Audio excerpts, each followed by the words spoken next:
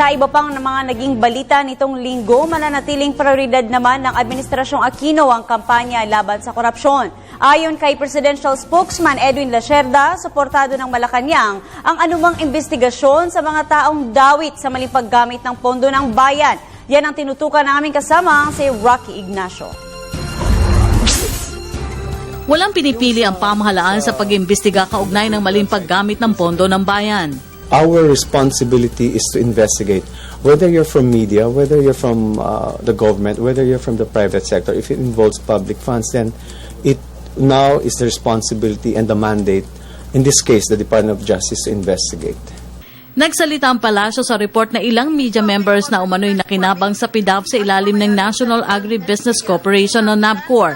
Nauna ng pinabulaanan ng isang media personality ang pagkakasang habang ang isa'y minabuti na wag na muna magkomento. I understand you have self-policing, if I'm not mistaken. So rather than having that conversation in government, perhaps the conversation should take place within media itself. Kasunod nito, hinikayat ng palasyo ang lahat na makipagtulungan sa pamahalaan para labanan ng korupsyon.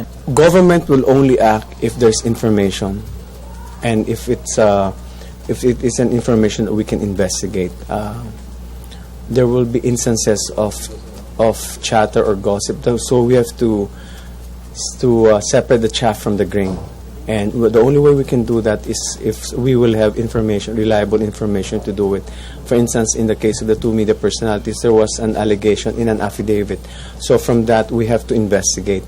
But if it's just kwentong kutsero, give us something more definite than a kwentong kutsero for DOJ to investigate. Kahit it doesn't involve media, it involves any allegation against any particular individual.